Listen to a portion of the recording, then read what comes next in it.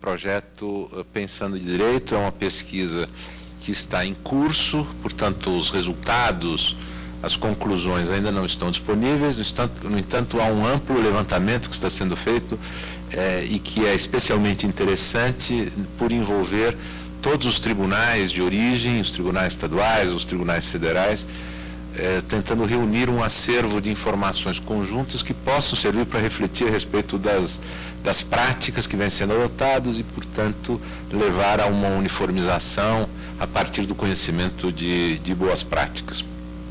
Nós estamos aqui para ouvir o Dr. André Abud, que já esteve na mesa anterior e que é mestre e doutorando pela Universidade de São Paulo, pela Faculdade de Direito da Universidade de São Paulo, fez seu LLM na Harvard Law School e foi assessor no Supremo Tribunal Federal do ministro César Peluso e, portanto, participou intensamente da discussão e da implantação dessa nova sistemática e que nos dá a honra de ser um colaborador assíduo da Sociedade Brasileira de Direito Público, inclusive da pesquisa sobre a repercussão geral.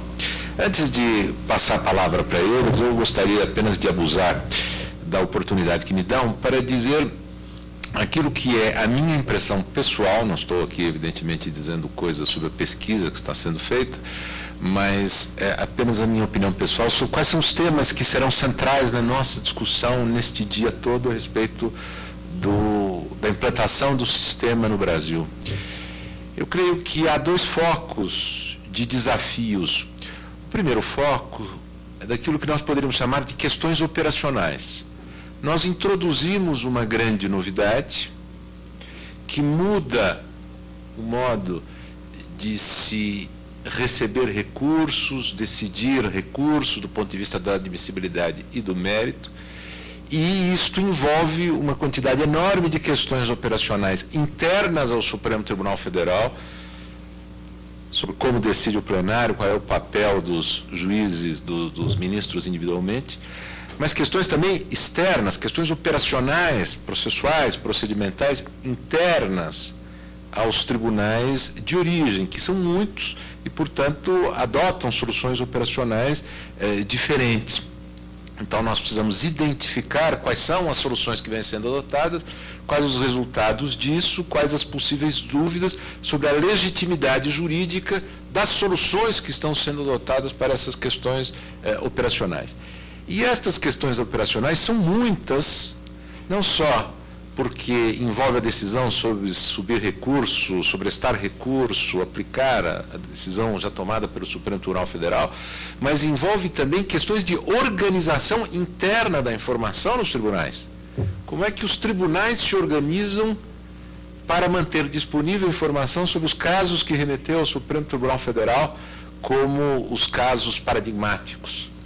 Qual é o registro que se tem dos casos sobrestados? Enfim, há um conjunto de práticas a respeito de tudo isso que eu estou chamando amplamente de questões operacionais, e nós temos que, de alguma maneira, dizer algo do que se está fazendo para que as experiências possam ser trocadas. Mas, de outro lado, o segundo conjunto de desafios diz respeito ao fato de que o Supremo Tribunal Federal está assumindo, com a experiência da repercussão geral, um poder de produzir normas gerais e abstratas que envolve uma série de desafios e de adaptações. O fato é que o tribunal, quando reconhece a repercussão geral, ele está implicitamente editando uma norma geral e abstrata de natureza, digamos assim, processual. Está dizendo, sobrestem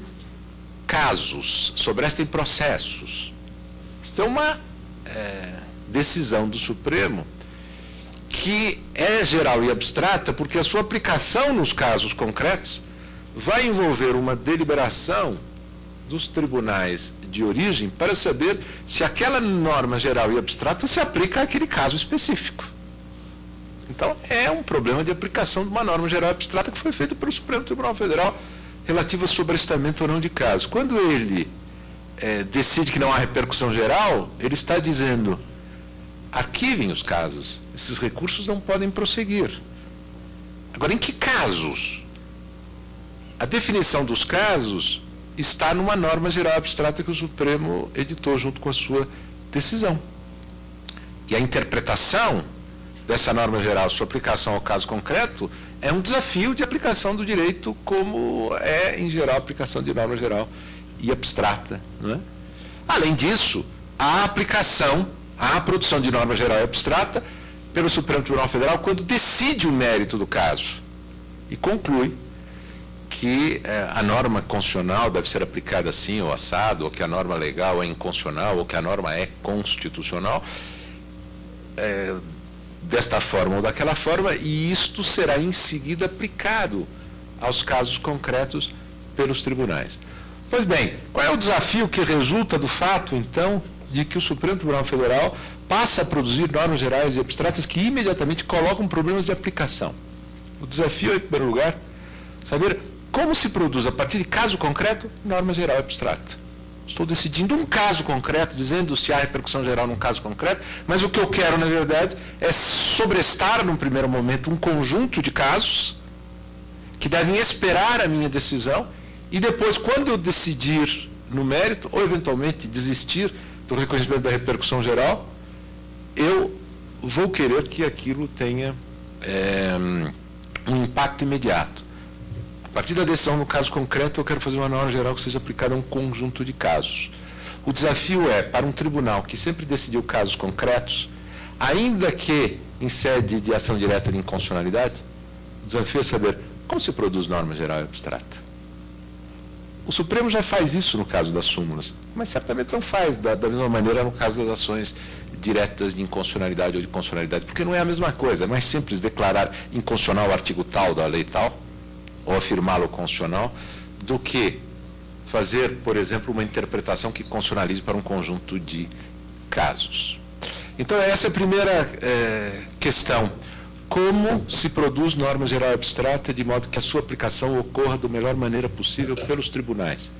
E isto não é um desafio trivial. Eu posso lhes dizer que, envolvido na pesquisa e analisando decisões do Supremo Tribunal Federal, em relação a muitas delas, eu tive imensas dúvidas sobre qual era o sentido, o conteúdo, o sentido e o alcance das normas gerais que o Supremo implicitamente editou ao reconhecer a repercussão geral de um caso. E isso, evidentemente, ocorre nos tribunais na hora da aplicação. Dúvidas sobre o conteúdo, o sentido e o alcance da norma que o Supremo editou. A segunda questão importante, desafio, com isso eu termino, é saber como é que se lida com os problemas posteriores à edição dessa norma, quer dizer, ao momento em que o Supremo decidiu que há repercussão geral naquela matéria, ou que não há, ou decidiu o mérito. Mas quais são os problemas posteriores? Quem conhece lei sabe quais são os problemas posteriores. O primeiro problema posterior é: norma geral abstrata tem que ser aplicada, alguém aplica. O legislativo não interfere na aplicação de cada caso, ele transfere isso para os tribunais, e se os tribunais forem infiéis, o legislativo não resolve diretamente o caso. Mas, eventualmente, aí vem o outro aspecto, o legislativo faz norma nova, não é? Se uma lei, na sua aplicação, está gerando muita polêmica, muita confusão, ou até se aquilo que o legislativo quis está sendo invertido pelos tribunais, o que o legislativo faz? Se reúne e muda a norma. Há muitas mudanças de norma, inclusive da Constituição, para confirmar o sentido original da Constituição, que foi deturpado pela jurisprudência na visão do legislativo. O problema é saber como é que o Supremo Tribunal Federal vai lidar com esses problemas de aplicação. Ele vai se pôr a corrigir os erros da aplicação, ele vai ter instrumentos adequados para rever as decisões, inclusive para complementá-las, dizendo com mais clareza o seu sentido, seu conteúdo, seu alcance, ou rever mesmo, mudar a decisão que tomou. Esses são os grandes desafios, essa é uma síntese que eu fiquei fazendo apenas para que todos pudessem voltar ao plenário, aqueles que tivessem saído, para que todos pudéssemos ouvir o doutor André Abuti. O meu tema são as implicações do Instituto da Repercussão Geral sobre o nosso modelo de controle de constitucionalidade no Brasil. Minha ideia é falar com vocês por cerca de 15 a 20 minutos, para que a gente possa ter tempo de, eventualmente, responder algumas perguntas no final. Acho que todos aqui aprenderam no seu período de estudantes de Direito, algo a respeito do nosso modelo de controle incidental, chamado difuso de inconstitucionalidade. Nessa visão tradicional, a que todos nós somos submetidos, as questões de inconstitucionalidade em casos concretos se operam da seguinte forma: a resolução dessas questões se opera da seguinte forma: a parte interessada invoca isso em um caso concreto e qualquer órgão judicial, desde o juiz de primeiro grau até o Supremo Tribunal Federal, decide essa questão à luz do caso concreto, com incidentalmente a resolução definitiva desse caso concreto. Quer dizer, o juízo sobre a questão constitucional, nessa hipótese, não produz coisa julgada, é um juízo de cognício, não de judício. É só uma etapa necessária para se resolver o caso concreto. Não faz coisa julgada, portanto. Quando a questão chega ao Supremo Tribunal Federal, e se a questão envolve a declaração de inconstitucionalidade de uma lei, a adesão do Supremo também teria validade para o caso concreto, e declarada a inconstitucionalidade, o Supremo notificaria, então, o Senado Federal, nós temos o artigo 52(10) da Constituição, que aí, então, poderia dar eficácia geral para essa decisão do Supremo, suspendendo a eficácia dessa norma declarada inconstitucional. Pois bem, a minha ideia aqui é mostrar, nessa primeira parte, mostrar para vocês que esse modelo, que soa óbvio para todos vocês, foi posto em xeque. O Instituto da Repercussão Geral, na verdade, representa o ápice do processo de transformação desse modelo que a gente vivencia já há algum tempo. É sobre isso que eu quero falar com vocês no primeiro momento. E no segundo momento, eu quero chamar um pouquinho a reflexão, à luz da experiência concreta que está se tendo com o Instituto da Repercussão Geral, chamar um pouquinho a reflexão de vocês sobre como isso vem funcionando e como quais são os passos que podem ser dados no sentido da implementação da Repercussão Geral daqui por diante. Nessa primeira parte, vocês talvez já tenham ouvido falar sobre um processo de objetivação do recurso extraordinário. Esse é um processo que começou há algum tempo e é paulatino. Basicamente, essa ideia, essa expressão, objetivação do recurso extraordinário, ela veicula a ideia de que os efeitos do julgamento de um recurso extraordinário sobre o sistema como um todo foram cada vez mais sendo ampliados. A ideia de que o RE é um direito da parte, mais um degrau numa caminhada recursal, foi decaindo e dando lugar à ideia de que o recurso serve essencialmente para a defesa da ordem jurídica objetiva, para a ordem jurídica constitucional. Um primeiro sinal dessa mudança pode ser apontado naquela evolução que sofreu o artigo 557 do Código do Processo Civil. As hipóteses que autorizavam o Supremo a julgar monocraticamente um recurso extraordinário com base em precedentes foram cada vez mais sendo ampliadas. Outro sinal disso, outro sintoma dessa progressão, vem em 2005, com as mudanças no artigo 741 e 475L do Código de Processo Civil, que tornaram o título executivo judicial, baseado numa lei reputada inconstitucional pelo Supremo, inexigível. O próprio cabimento de ação rescisória, ou seja, a possibilidade de se rescindir uma sentença que foi baseada numa lei declarada depois inconstitucional pelo Supremo Tribunal Federal, em controle mesmo incidental. Um outro sintoma é a causa de pedir aberta. O que se convencionou chamar de causa de pedir aberta, mas que representa basicamente o seguinte: no julgamento de um recurso extraordinário, o Supremo não está adstrito aos fundamentos invocados pela parte ou pelas partes daquele caso concreto para julgar a questão constitucional, mas pode invocar outros fundamentos, substituir aqueles usados pelas partes para apreciar a questão com grande abrangência. Na verdade, isso é até um reflexo do fato de que agora a decisão que o Supremo vai dar sobre esse recurso vai ter um impacto para além daquele caso concreto. Começa a se discutir hoje a impossibilidade, há precedentes nesse sentido, vindo já do Superior Tribunal de Justiça, mas impossibilidade desses recursos chamados extraordinários sofrerem desistência por parte do recorrente quando já se definiu que ele deve ser posto em mesa. Quer dizer, a ideia aqui, mais uma vez, é de que o recurso cada vez mais deixa de ser daquela parte concreta e passa a ser um instrumento do tribunal. Talvez um sintoma mais significativo ainda seja o debate, que já vem de algum tempo, sobre o papel do Senado e do Supremo Tribunal Federal nesse exercício de controle incidental de constitucionalidade das normas. Quer dizer, tradicionalmente o Supremo sempre entendeu que cabia ao Senado, uma vez declarada pelo Supremo a inconstitucionalidade de uma norma, atribuir caráter normativo a esse julgado do STF, suspendendo a eficácia da lei declarada inconstitucional.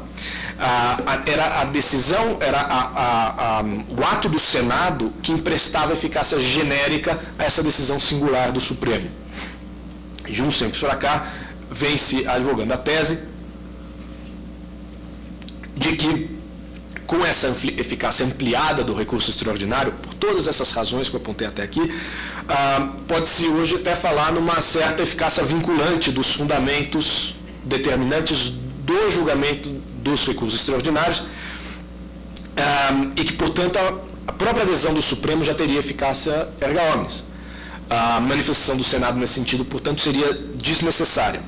Teria havido uma mutação constitucional no artigo 52(10) da Constituição, e a decisão já do STF é que produz os efeitos gerais e a força vinculante normativa para todos os outras partes e outros órgãos judiciais. Bom, é nesse contexto que a repercussão geral se insere. Quer dizer, mais do que uma mudança brusca nesse processo, ela coroa essa caminhada de objetivação do recurso extraordinário. A partir da criação da repercussão geral, o Supremo declaradamente só julga recursos que tenham, nos termos da lei, versem sobre questões relevantes, sob o ponto de vista econômico, jurídico, social, político, etc., que ultrapassem, significando isso, que ultrapassem os interesses subjetivos da causa. Aliada a essa disposição, criou-se o mecanismo do julgamento por amostragem, do julgamento paradigma de recursos repetitivos. Quando julga um recurso extraordinário hoje sobre uma questão que se repete em vários casos, o Supremo produz um precedente que deve ser replicado necessariamente, deve ser seguido pelos tribunais de origem. Quer dizer, esses dois mecanismos aliados mostram que hoje o Supremo faz declaradamente, decididamente, uma seleção discricionária dos casos que vai analisar, conforme o impacto que, à luz do Supremo, esse caso, ou essa questão constitucional, tenha sobre a sociedade ou o sistema político. Mais do que um direito da parte, hoje, o recurso extraordinário é uma prerrogativa do Supremo Tribunal Federal. Esse reconhecimento também no sistema americano vem declarado no regimento interno da Suprema Corte Americana, quando diz que o equivalente à revisão pela Suprema Corte de um caso inferior não é uma questão de direito, mas uma questão de discricionariedade da Suprema Corte. Bom, nisso, então, o Supremo, hoje, mais do que nunca, ele não se destina mais a simplesmente rever decisões das instâncias inferiores, mas a fixar diretrizes a serem seguidas por essas instâncias inferiores. A preocupação, mais do que com a justiça ou a injustiça do caso concreto, a preocupação é com uma fixação de tese, com a preservação da unidade da ordem constitucional. Toda decisão emitida pelo Supremo passa a ser um precedente para casos similares. A própria súmula vinculante também se insere nesse contexto. Todos sabem como ela funciona. O interessante a notar para os nossos propósitos, é a relação que ela tem com o controle incidental de constitucionalidade. Grande parte das súmulas vinculantes editadas até agora tiveram origem em julgamentos paradigma em repercussão geral. Súmulas 4, 6, 7, 12, 10, 13, enfim. A repercussão geral tem sido um veículo importante para se conferir ainda uma força maior para aquele precedente por meio da criação de uma súmula vinculante, ensejando aí o cabimento de reclamação contra qualquer decisão de órgão judicial ou da administração pública que viole esse comando sumular.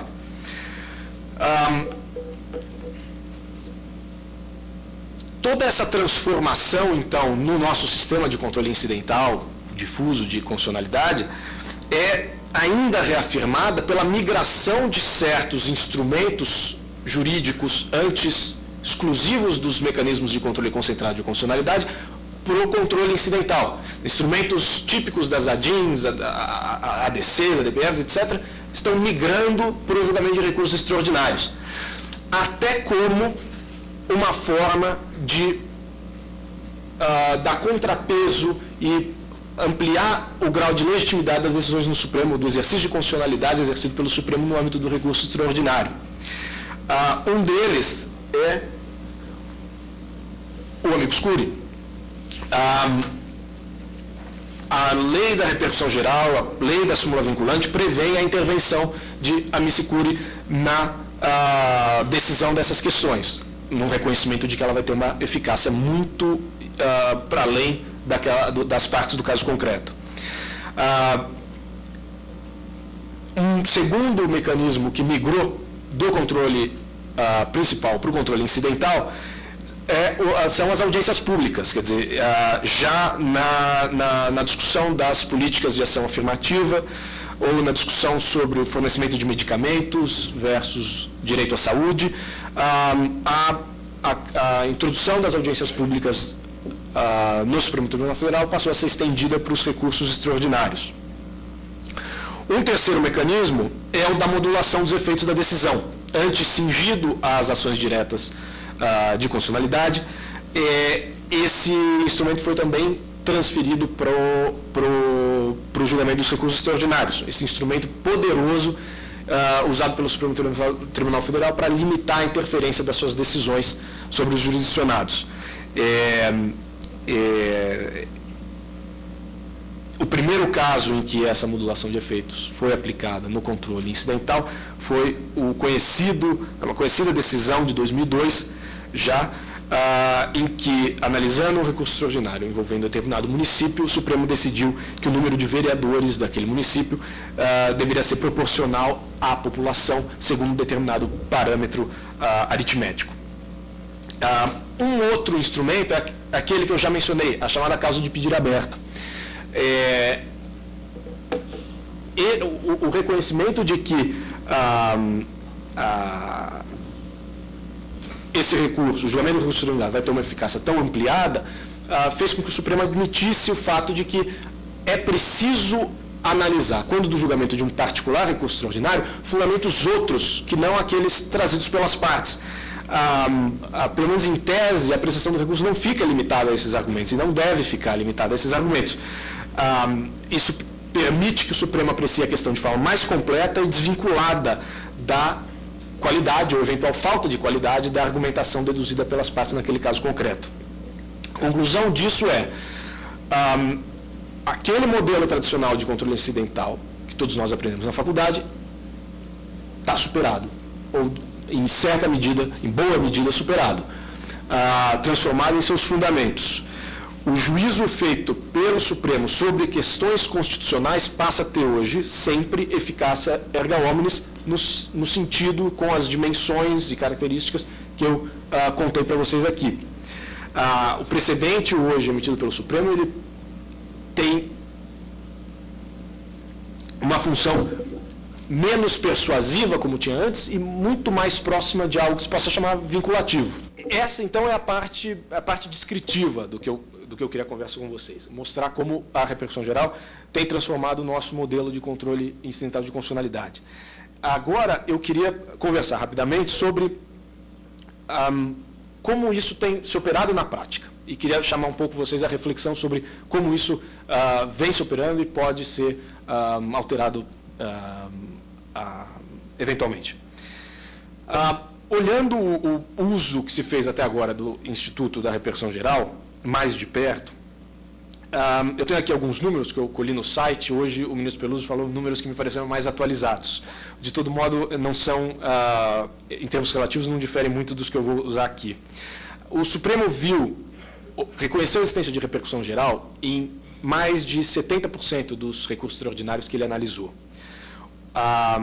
Por contraste, vocês viram, a Suprema Corte Americana admite a examinar o mérito de recursos em pouco mais de 1% dos casos. Em números absolutos, segundo as informações do site, 222 recursos extraordinários tiveram repercussão geral reconhecida e 92 negada. Daqueles 222, 67 tiveram o mérito apreciado, vale mais ou menos 32% desses recursos. Ou seja, o Supremo examinou a repercussão geral de uma quantidade pequena de recursos extraordinários, comparado com o volume de recursos extraordinários distribuídos à Corte, e admitiu a maior parte desse montante. A se comparar o número de recursos extraordinários que tiveram repercussão geral negada com o número de recursos extraordinários que chegam à Corte, a gente chega a um número próximo a 0,05%. Como se pode falar, então, na repercussão geral como um filtro de recursos extraordinários? Vocês ouviram aqui antes e sabem que a repercussão geral teve um êxito grande na diminuição do número de recursos dentro do Supremo. Esse número chega hoje a 70%. Mas isso se deve substancialmente ao indeferimento de recursos extraordinários sem preliminar de repercussão geral, ao sobrestamento ou devolução de recursos nas e para as instâncias inferiores, para os tribunais de origem, e a replicação do precedente fixado pelo Supremo Tribunal Federal no mérito aos casos similares, lá e nos tribunais de origem. Ou seja, o mecanismo parecido à repercussão geral, como vocês viram, é o que faz o filtro nos Estados Unidos. Aqui, esse mecanismo, essa apreciação discricionária, não é responsável pela filtragem que está sendo feita, pelo menos não exclusivamente, ou não sozinha. O grande instrumento de filtragem aqui no Brasil é a regra do 543B, é o mecanismo do julgamento por amostragem, do julgamento paradigma dos recursos extraordinários. Esse sim é o verdadeiro responsável pela redução de recursos na Corte. Ou seja, o filtro não decorre tanto do exame da relevância ou não da questão constitucional, quanto decorre da replicação dos precedentes emitidos pelo Supremo no mérito dos casos.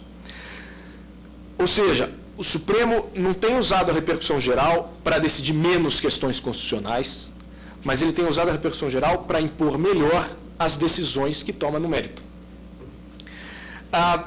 Já que toda decisão do Supremo Tribunal Federal tem esse valor de precedente reforçado, cada vez mais, é claro que ela deve conferir previsibilidade, estabilidade a todo o sistema. É preciso que ela permita a antecipação de resultados das ações futuras por parte de todos os destinatários das normas constitucionais e faça isso com bastante clareza. Essa função de antecipação de efeitos, tradicionalmente nos países de civil law, integrados às famílias de civil law, era desempenhado pelas leis. Hoje os precedentes têm, especialmente no nosso sistema, um papel muito mais relevante nisso. Nesse sentido, a Corte tem que ter uma preocupação muito grande com o processo de tomada de decisão, com a fixação desse precedente, com esse sentido de dar a linha guia para outros casos e instâncias. O diálogo, isso implica uma mudança de perspectiva, uma mudança de postura. O diálogo com outros precedentes, o diálogo com a jurisprudência da Casa, passa a ser um elemento necessário da argumentação ou da deliberação, e não mais eventual. Essa preocupação em limitar o alcance da decisão, ou ao menos em definir claramente quais são os limites da decisão que está sendo proferida, tem que ser uma preocupação constante. É preciso tanto deixar claro o que está sendo decidido, quanto o que não está sendo decidido. Será que a repercussão geral não poderia ser mais usada para diminuir o número de questões apreciadas pelo Supremo Tribunal Federal e, nessa mesma medida, permitir o foco da Corte em poucas questões muito relevantes? É bom lembrar que a carga de trabalho a que o Supremo está submetido na análise de recursos extraordinários ainda é gigante. Será, por outro lado, nessa mesma medida, que alguns valores, algumas características tradicionais ao controle incidental de constitucionalidade não devem ser olhadas com zelo, não devem ser preservadas ou prestigiadas. Nesse sentido, é interessante a gente discutir a questão da maturidade de debates sobre certas questões constitucionais para permitir o julgamento definitivo dessas questões. É o caso da gente se perguntar se o ideal é que uma única e rápida, uma decisão única do Supremo Tribunal Federal, ainda que resultante de um amplo e exaustivo debate dentro da Corte, é o ideal que ela ponha fim à controvérsia constitucional, ou seria melhor que um certo tempo de discussão e maturação da questão em instâncias inferiores, até mesmo em outros órgãos públicos e outras esferas sociais, fosse feito? A questão é mais importante do que se imagina à primeira vista. Como eu disse, vários julgamentos paradigma têm resultado na edição de súmulas vinculantes. Lembre-se, a decisão deve ser bem informada, o precedente vai ter um impacto amplo. O pool de argumentos apresentados ao STF para decisão, para definição daquela questão constitucional, é fundamental para a qualidade da tomada de decisão. Como eu disse, há certos mecanismos que procuram aumentar esse pool de argumentos, audiências públicas, ou amicus curiae. Será que eles são suficientes nesse sentido? Vocês vão ter um painel aqui à tarde totalmente dedicado para a discussão dessa questão.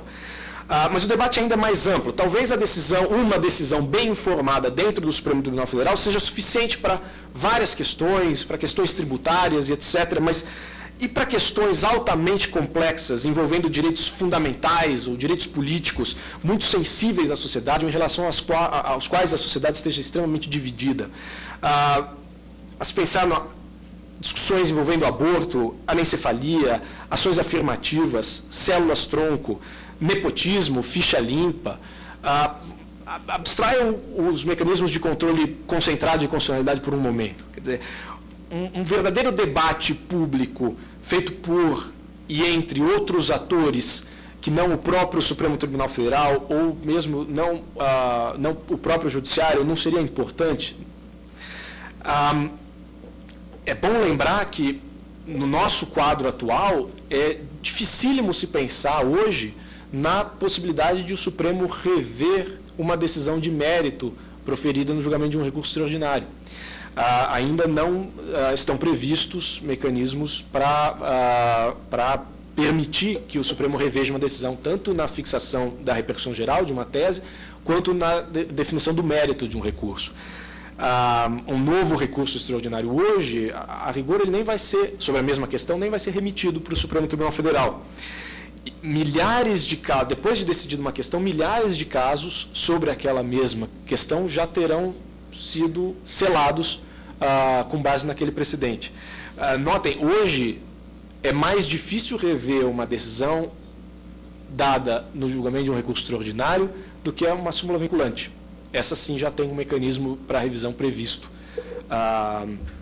em lei. Quer dizer, essa discussão, eu acho que há duas formas que podem ser utilizadas para permitir esse amadurecimento de questões constitucionais. Uma delas é o uso da possibilidade de se negar a existência de repercussão geral a determinadas questões. Com essa negativa de repercussão geral, os tribunais, a Corte, estão livres para seguir trabalhando ou discutindo a constitucionalidade daquelas questões, a sociedade continua reagindo a isso, o pool de argumentos que podem ser apreciados pelo Supremo depois para definir aquela questão vai sendo ampliado, ou seja, a massa crítica sobre aquela determinada questão constitucional vai se ampliando. Vejam, a negativa de repercussão geral não implica a tomada de posição do Supremo com relação ao mérito. A Suprema Corte Americana volta e meia sente a necessidade de reafirmar publicamente que uma decisão negando a repercussão geral de uma questão ou se recusando a rever um recurso na Suprema Corte não significa concordância ou discordância com o mérito. O tema não existe pronunciamento da Suprema Corte sobre aquele tema constitucional. Um outro mecanismo que pode ser usado para esse efeito, de permitir esse amadurecimento, é a tomada de decisão em termos mais estritos ou bem delimitados. Um exemplo é o que aconteceu no recurso extraordinário 559-607, no julgamento da questão de ordem. O que se discutia era se uma determinada alegação de inconstitucionalidade de um tributo tinha ou não repercussão geral. Como a norma que impunha aquele tributo havia sido declarada inconstitucional no tribunal de origem, cogitou-se, fez-se a proposta no julgamento dessa questão de ordem, de que se fixasse a tese geral de que sempre que houvesse declaração de inconstitucionalidade de uma norma no tribunal de origem, a questão teria automaticamente repercussão geral. E um ministro sentiu a necessidade nesse julgamento de dizer, não, eu acho que o ideal aqui é a gente simplesmente reconhecer que, com relação a essa lei específica, a esse tributo específico, há repercussão geral, e não fixar uma tese geral abarcando qualquer declaração de inconstitucionalidade. Um outro caso interessante é o que gerou certo impasse agora, em março desse ano. O caso discutia a competência da Justiça do Trabalho ou da Justiça Comum para julgar conflitos envolvendo planos de previdência complementares criados em decorrência de contratos de trabalho. A questão é saber se há ou não relação de trabalho, justificar a competência da Justiça Comum ou da Justiça do Trabalho. E o Supremo chegou a um impasse na definição da repercussão geral da questão. E o ministro afirmou, simplesmente, nós não temos uma situação factual homogênea, nesse caso, para estabelecer uma tese geral. Esse recurso está com vista para o ministro Joaquim Barbosa desde então. Quer dizer, vejam que há espaço para esse tipo de coisa. Eu fiz questão de trazer para vocês um quadro que eu acho muito interessante, que foi produzido por uma pesquisadora da Sociedade Brasileira de Direito Público, numa monografia que eu tive o prazer de orientar, e foi justamente sobre os números da repercussão geral. Esse quadro mostra que há uma nítida, é possível ver uma nítida posição individual dos ministros a respeito do que cada um entende por repercussão geral ou pela amplitude do que seja repercussão geral. Desse estándar, né, de importância da questão. Enquanto alguns ministros reconhecem a repercussão geral de recursos numa porcentagem que passa de 100%, chega às vezes a 300%, vejam, ministro Carlos Brito, ministro Gilmar Mendes, ministro Marco Aurélio, por exemplo, tem uma interpretação bastante lata da repercussão geral das questões. Ao mesmo tempo, outros ministros, como o ministro Celso de Mello ou o ministro César Peluso, têm uma interpretação mais estrita. Eles negam a existência de repercussão geral num número maior de casos do que aqueles em que eles reconhecem a existência de repercussão geral. Esse quadro é de 2009. E a pesquisadora é Marina Cardoso de Freitas. O meu ponto aqui é chamar a reflexão e tentar mostrar que certas características tradicionais do nosso modelo de controle incidental de constitucionalidade continuam sendo importantes, continuam tendo um valor que deve ser levado em conta. O caráter incidental do controle tem um valor na seguinte medida. Essa eficácia limitada a determinadas circunstâncias do caso concreto, ou pelo menos determinadas circunstâncias bem definidas naquele caso concreto, é importante. Evitar se fazer afirmações extremamente genéricas, amplas, categóricas, ou, como o ministro Sepúlveda Pertence gostava de dizer, apodíticas, pode prevenir a ocorrência de resultados, às vezes, imprevistos. O caráter difuso também tem um valor importante. É justamente esse caráter difuso que permite a participação e o prestígio de outros atores na análise de questões constitucionais, no exercício de controle de constitucionalidade de normas. Outros atores dentro, até mesmo fora do Poder Judiciário. Isso permite que esses atores ajam como catalisadores da discussão sobre a questão constitucional, fomentando e aprimorando um amplo debate sobre a controvérsia. Os tribunais de origem podem ser usados, no melhor dos sentidos, como balões de ensaio na definição e na maturação da controvérsia. E a formação da opinião sobre uma questão constitucional complexa pode se dar de forma gradual, passo a passo, pausadamente, um pouco usando a expressão do professor Bert Huang, quer dizer, deixar a questão constitucional cozinhar um pouco, ferver em água. Com isso, o Supremo poderia contar com a contribuição de outros atores de forma sucessiva, contribuições diversas, levando em conta a heterogeneidade do nosso país, uma federação gigante e complexa, não um país pequeno e homogêneo como a Áustria ou até mesmo a Alemanha. Eu acho que o controle de constitucionalidade, professor Carlos Ari, não é uma peça de ato único, mas tem, sim, vários atos e cenas. E a repercussão geral pode ser usada para coroar esse processo, não para solapá-lo. Eu acho que é útil para a gente ter a consciência de que o Supremo é o último intérprete da Constituição e não o único, ou o primeiro. Isso pode ajudar o próprio Supremo a se proteger de certo desgaste público excessivo. O fato é que quanto menos casos o Supremo decidir, quanto mais estritamente ele abraçar as questões, melhor ele poderá se debruçar sobre esses casos, sobre essas questões, mais poderoso será o precedente para o próprio tribunal, para os órgãos de origem e para a própria opinião pública de modo geral. É por isso que o Justice Marshall, não o primeiro Marshall, mas o Thurgood Marshall da Suprema Corte Americana dizia que não é apenas o poder de decidir, mas o poder de não decidir que está entre as coisas mais importantes feitas pela Suprema Corte Americana na sua história. Eram essas as observações que eu tinha para fazer.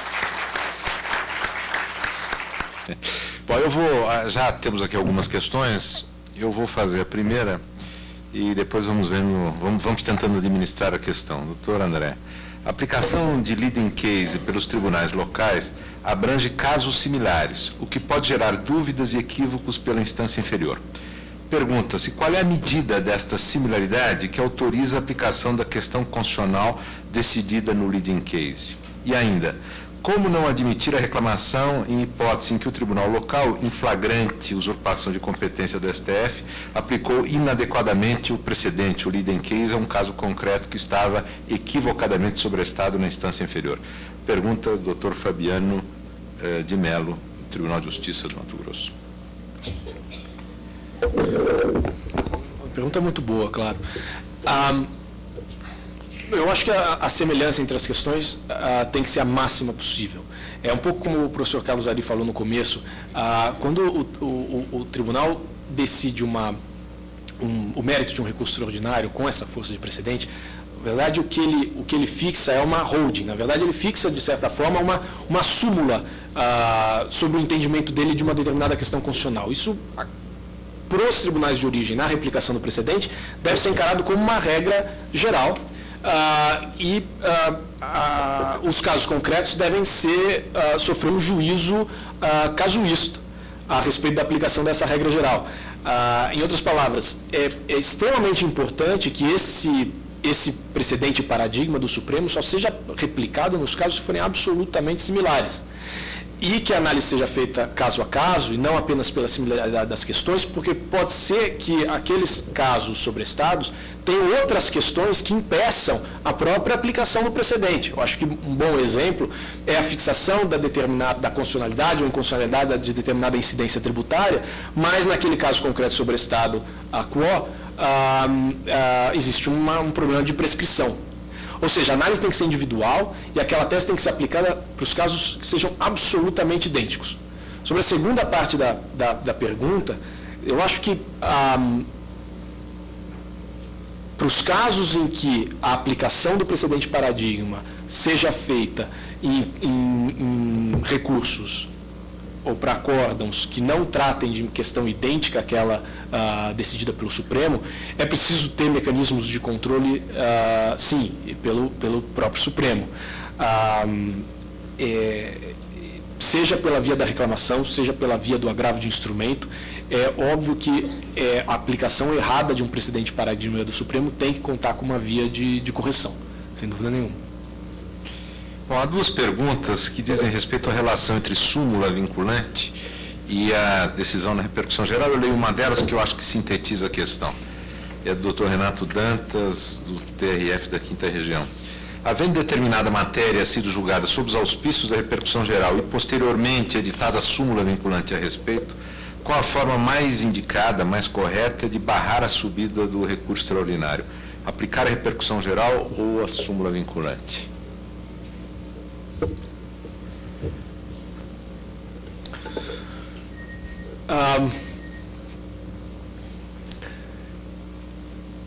O mecanismo do 543B do Código de Processo Civil, de replicação de julgamentos paradigmas e controle de casos singulares, me parece ser mais eficiente do que o mecanismo de controle de decisões violadoras de súmulas vinculantes. Fundamentalmente porque o mecanismo para imposição da súmula vinculante é individual. É o cabimento de reclamação contra aquele ato ou aquela decisão que viola a súmula vinculante, ou seja, a análise tem que ser feita pelo Supremo caso a caso. Diferentemente, pelo mecanismo do 543B, os recursos similares devem ser sobrestados ou o julgamento paradigma, o precedente fixado no julgamento paradigma deve ser imposto aos casos similares no atacado. Me parece que esse mecanismo é mais eficiente para dar conta de questões de massa, de questões que geram multiplicidade de recursos. Eles podem ser atacados pela própria presidência do tribunal, nem precisam ser distribuídos. Nos termos da lei, o tribunal, se violado um precedente paradigma, pode liminarmente reverter essa decisão. Portanto, pode fazer isso por atacado e pela própria presidência. Me parece ser mais eficiente do que o mecanismo do cabimento da reclamação individualizada contra um ato violador de súmula. A questão sobre a relação entre repercussão geral e recurso especial, que eu leio parcialmente, eu acho que resolve o Dr. Nazareno, da vice-presidência do TRF da 4ª Região. Em sendo o acórdão recorrido possuidor de fundamentos constitucionais e infraconstitucionais e o Supremo decidindo que a matéria discutida sob o ângulo constitucional não apresenta repercussão geral, como ficaria o recurso especial interposto? Poder-se ainda negá-lo, não admiti-lo, pela aplicação da súmula 126 do STJ ou a 283 do STF? Eu acho que essa questão, ou a questão suscitada por essa pergunta, ela é interessante, ela está na ordem do dia e ela é altamente complexa. Eu acho que, na verdade, existem aqui, ela trata de essa complexidade se manifesta de uma forma que ela pode ser, que ela se subdivide, na verdade, em diversas questões diferentes. Se eu interpreto bem qual é o problema que essa questão está querendo suscitar, o que eu acho é que